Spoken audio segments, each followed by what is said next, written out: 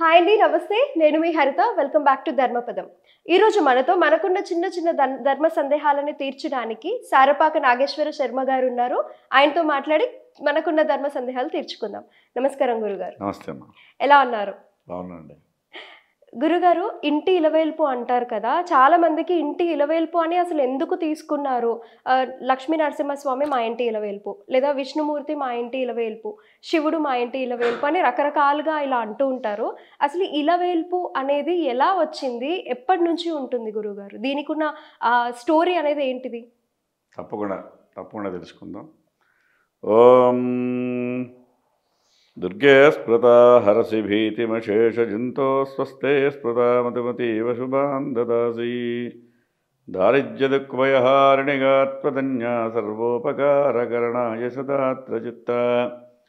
శ్రీమాత్రే నమః. శ్రీ గురుభ్యో నమః. వేల్పు అంటే కొలిచేటువంటిది, కొలవబడేటువంటి దాన్ని వేల్పు అంటారు. ఇలా అంటే భూమండలం. భూమండలంలో కొలవగలిగినటువంటిది అంటే పూజనీయమైనటువంటిది ఏదైతే ఉందో దాన్ని ఇలవేల్పు అన్నారు. ఇంటి ఇలవేల్పు ప్రతి వారికి కూడా ఇంటి అనగానే ఇంటి పేరు ఉంటుంది ఒకటి. ఇంటి పేరు కలిగిన వాళ్ళు, అలాగే ఒక గోత్రాన్ని కలిగి ఉంటారు వాళ్ళు. ఆ గోత్రీకులు ఆ ఇంటి పేరు కలిగినటువంటి వాళ్ళు కొలిచేటువంటి దేవత వాళ్ళు ఎక్కడున్నప్పటికీ కూడా.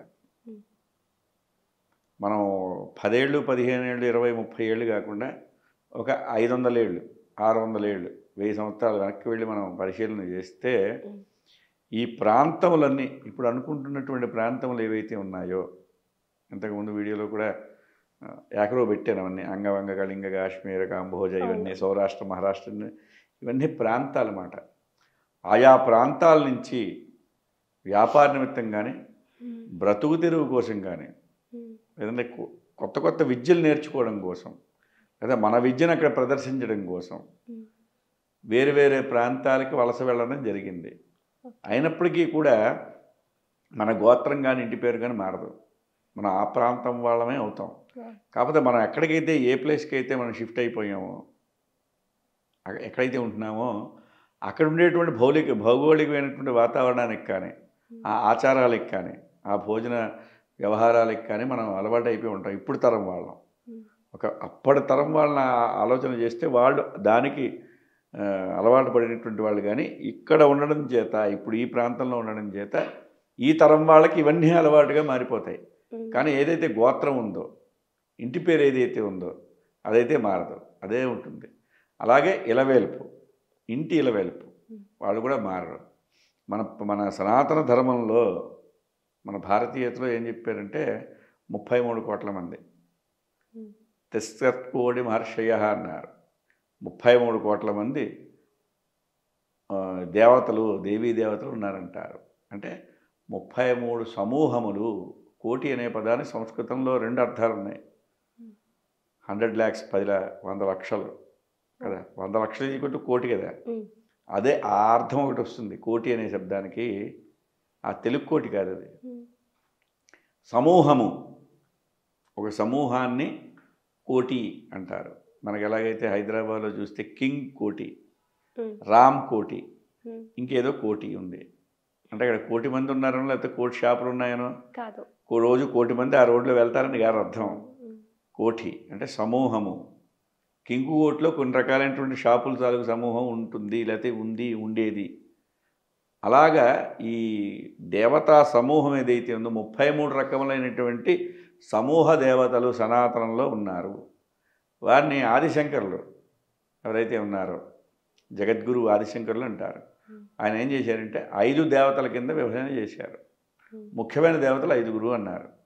ఆదిత్యం, అంబికం, విష్ణుం, గణనాథం, మహేశ్వరం అని. ఈ 5 కిందకే వస్తారు. ఆదిత్యం అంటే సూర్యనారాయణ స్వామి, ప్రత్యక్ష దైవం. ఆయన ఎలా చెప్పబడింది, ద్వాదశాదిత్యులు అన్నారు. కొంచెం పెద్దగా ఉంటుంది ఈ వీడియో, కొంచెం ఓపికగా చూడండి, ఎందుకంటే ప్రశ్న అలాంటిది కాబట్టి దానికి అంత వివరణ చెప్తే తప్ప సమాధానం సంపూర్ణం అవదు. వివరణ అనేది అవసరం గురుగారు. కరెక్ట్. ఎక్కడైనా కట్ చేసామనుకోండి అది సగం సగం చెప్పినట్టు అవుతుంది. అందుచేత ఏంటంటే ఆ, ఈ ప్రశ్నకి వివరణ చెప్పాలంటే సమూలంగానే చెప్పాలి. ద్వాదశాదిత్యులు అన్నారు. సూర్యనారాయణ స్వామికి 12 రకాలైనటువంటి అవతారాలు ఉన్నాయి, 12 స్వరూపాలుగా ఉంటారు. ఎట్లాగండి అంటే ఒక్క రాశి, మేషరాశి యందు సూర్యుడి సంచారానికి ఒక పేరు, వృషభం యందు ఒక పేరు, దాన్ని సంక్రమణం అంటాం. మన తెలుగు వాళ్ళం మకర సంక్రమణం చేసుకుంటాం. ధనుర్మాస అనంతరం ధనురాశిలో సంచరిస్తున్నటువంటి సూర్యనారాయణ స్వామి మకర రాశిలోకి ఎప్పుడైతే ప్రవేశిస్తున్నాడో దాన్ని మకర సంక్రమణం అన్నాం. అలా ప్రతి సంవత్సరం కూడా 12 సంక్రమణాలు జరుగుతాయి. ఒక్క రాశిలో సూర్యనారాయణ స్వామి ప్రవేశాన్ని ఒక్క పేరుతో పిలుస్తారు. వాళ్ళనే ద్వాదశ ఆదిత్యులు అంటారు. 12 రకాలైనటువంటి సూర్యనారాయణ స్వామి అవతారములు.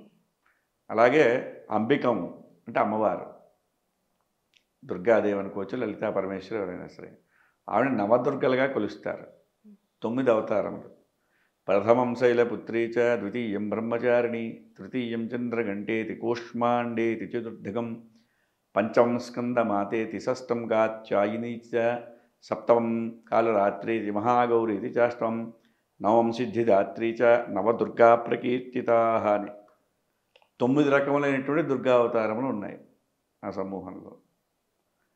గణనాథం మహేశ్వరం, గణనాథుడు, గణపతి, గణపతి ఆరాధన. గణపతిని షోడశ గణపతి అంటారు. 16 రకాలైనటువంటి గణపతులు ఉన్నారు. అష్టగణపతులు ఉన్నారు, 16 రకాల గణపతులు కూడా ఉన్నారు. మనం మహారాష్ట్ర దగ్గర, ముంబై దగ్గరగా పూణేలోని ఈ అష్టగణపతి ఆలయాలు ప్రముఖంగా ఉంటాయి. వాటిని దర్శించుకుంటుంటారు అందరూ వెళ్ళి. అష్టగణపతులు. మహేశ్వరం రుద్రుడు, శివుడు ఏంటంటే ఏకాదశ రుద్రులు అంటారు. 11 మంది రుద్రులు ఉన్నారు. రుద్రం అంటే రుద్ర నమక చమకం అనేటువంటివి 2 అధ్యాయాలు ఉన్నాయి. ఆ రుద్రంలోనే 11 రకాలైనటువంటి అనువాకాలు ఉన్నాయి. ఒక్క రుద్రుడికి ఒక్క పేరుతో చెప్పబడింది. అలాగే చమకంలో కూడా 11 అనువాకాలు. ఒక్క అనువాకం ఒక్క రుద్ర స్వరూపంగా భావన చేయవచ్చు. 11 మంది రుద్రులు అంటే రుద్రుడి తాలూకు సమూహం 11, గణనాథుడి సమూహం 8 కానీ 16 కానీ. సూర్యనారాయణ స్వామి 12 సమూహంలో 12 మంది ఉన్నారు. అమ్మవారి సమూహంలో 9 మంది ఉన్నారు, నవదుర్గలు. గణనాథం మహేశ్వరం. విష్ణువు అందరికీ తెలిసిందే, దశావతారములు. విష్ణువుకి దశావతారములు. 10 రకములుగా విష్ణు అనేటువంటి వాడు పరిణితి చెందున్నాడు. ఆంజనేయ స్వామి, ఆంజనేయ స్వామి అది వేరే మనం తీసుకోవాలి. అది వాళ్ళ అంశగా ఇందులో ఉండేటువంటి అంశలో వచ్చేటువంటి వాళ్ళు ముఖ్యమైనటువంటి దేవతలు వీళ్ళనే చెప్పారు. 5గురిని తీసుకుని ఉపాసనా మార్గంలో వీళ్ళని ముఖ్యంగా తీసుకోండి అని చెప్పారు. అట్లాగా కరాంగుడి నఖోత్పన్న నారాయణ దశాకృతి, విష్ణువు తాలూకు దశావతారములు కూడా విశేషమైనటువంటి ఉపాసనా మార్గాల్లో చెప్పబడ్డాయి. అట్లాగా మన ప్రపంచమంతా అని కూడా అనుకోవచ్చు. లేదా భరతఖండం అని అంటాం. ఈ భరతఖండం అంతా కూడా ఈ దేవతలు ఆయా ప్రాంతాల్లో విశేషంగా పూజలు అందుకుంటున్నారని. మహారాష్ట్రలో గణపతి తాలూకు ఆరాధన ఎక్కువగా జరుగుతుంది. ఈ కలకత్తా ఈ ప్రాంతాల్లో దేవి శాక్తేయులు ఉన్నారు, శక్తి తాలూకా ఉపాసన. సుబ్రహ్మణ్య స్వామిని కూడా చెప్తారు, షణ్ముఖుడు. తమిళనాట సుబ్రహ్మణ్య స్వామి తాలూకు ఆరాధన. అట్లాగే కర్ణాటక తీసుకుంటే శివుడి తాలూకు ఆరాధన జరుగుతూ ఉంటుంది. అందుచేత ఏంటంటే వాళ్ళలోంచి వచ్చిన వాళ్ళు, మీరు ఇందాల ఆంజనేయ స్వామి అన్నారు. ఆంజనేయ స్వామి అనేటువంటి వాడు రుద్రావతారంగా చెప్పబడుతుంటాడు. శివుడి తాలూకు అంశతో వచ్చినటువంటి అవతార విశేషం ఆంజనేయ స్వామి. ఆంజనేయ స్వామిని ఏంటంటే 2 రకాలుగా, స్వామి భక్తి పరాయణుడు అనేటువంటి భావనలో ఒక రకంగా చెప్తారు, శక్తికి ప్రతీకగా ఒకటి చెప్తారు. ఈ రెండింటినీ ఎవరైతే కోరుకుంటారో వారి తాలూకా ఆంజనేయ స్వామి తాలూకా ఆరాధన కానీ ఉపాసన కానీ చేస్తారు. అందుచేత ఏంటంటే మనం ఏ ప్రాంతానికి చెందిన వాళ్ళమో ఆ ప్రాంతాచారం ప్రకారంగా మన కులదేవత ఏర్పడింది, ఇంటి దేవత ఏర్పడింది. వాటిని ఆరాధన చేయడం ద్వారా శ్రేయస్సు కలుగుతుంది. ఎన్నో తరాల నుంచి కూడా ఒక 100 అనుకోవచ్చు, 150, 200 తరాల నుంచి కూడా మన వాళ్ళు పూర్వీకులు ఆ దేవతని ఆరాధన చేసుకుని వారి అనుగ్రహం వల్ల మనం ఉన్నతిని చెందుతున్నాము అనేటువంటిది ఉంది. అట్లాగే ఈ కులదేవతల్లో గ్రామ దేవతలను కూడా చెప్పబడుతుంటారు. గ్రామ దేవతా ఉపాసన కూడా ఉన్నది. అర్చన కానీ ఆ విధానంలో వాటిని అర్చన చేయడం, పూజా పునస్కారములు అనేటువంటివి చేయడం, గ్రామ దేవతలకు కూడా వైశిష్ట్యం ఇచ్చారు. కొన్ని ఊర్లలో ఆ గ్రామ దేవతలని ఉపాసన చేయడం అంటే ఉపదేవతల కింద చెప్పబడతారు వాళ్ళు. ఇవేవైతే ముఖ్యమైన దేవతలుగా మనం ప్రముఖంగా చెప్పామో వాళ్ళకి ఉపదేవతలు, వాళ్ళలోంచి వచ్చినటువంటి అంశాలతో జన్మించినటువంటి వాళ్ళు, ఆ గ్రామాన్ని కాపాడడం కోసం ఏర్పడిన వాళ్ళు. ఇవేవైతే నియమ నిబంధనలు వేదోక్తంలో చెప్పబడిన శాస్త్రానుసారంగా మంత్రతంత్రములతో యంత్రములతో పూజ చేయవలసిన ఆవశ్యకత లేకుండా సులభోపాయంతో సులభ ఉపాసనా మార్గాలతో ప్రసన్నం చేసుకోగలిగిన వాళ్ళు గ్రామ దేవతలు.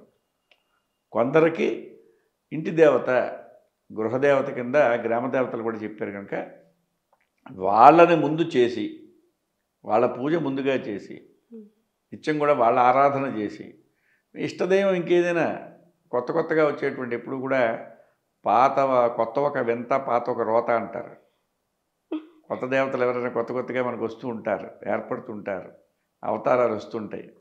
ఈ కొత్త అవతారం అండి, కొత్త దేవుడు, వాళ్ళని మనం ఇష్టంగా అభిమానంగా వాళ్ళు అంటే సులభంగా ఉంటారు వాళ్ళు.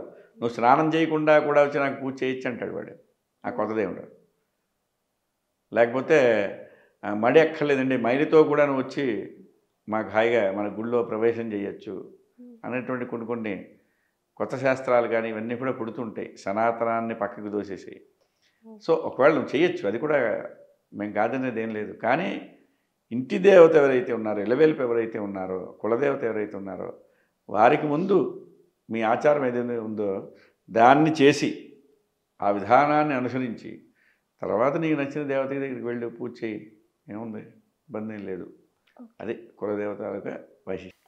అంటే అలా ఇంటి ఇలవేల్పుకి ఫస్ట్ ఏ పూజ చేసినా ఏదైనా నైవేద్యం చేసినా ఫస్ట్ ఇంటి ఇలవేల్పుకి లేదా గ్రామ దేవత అంటారు. కొంతమంది ఇల్లు కట్టుకున్న వాళ్ళు కూడా అంటే ఎక్కడి నుంచో వచ్చి ఎక్కడ స్థిరపడిన ఇల్లు కట్టుకున్నా ఇంటికి ముందు గేటు పక్కనే ఇలా కట్టుకొని ఉంటారు కదా. గేటు పక్కనే ఒక చిన్న దేవుడి మందిరం ఒకటి కట్టుకొని మా గ్రామ దేవత అని లేదా మా ఇంటి ఇలవేల్పు అని కట్టుకొని ఉంటారు. సో ఏదన్నా పూజ చేసుకున్నా సో ఫస్ట్ ఇలా ఇంటి ఇలవేల్పుకి అలా చేసుకొని తర్వాత ఇష్టదైవాన్ని ఆరాధించుకోవచ్చు అంటారు. తప్పకుండా, ఖచ్చితంగా మీరు చెప్పింది కరెక్ట్. అలా చేసుకోవడమే శాస్త్రీయమైనటువంటి విధానం.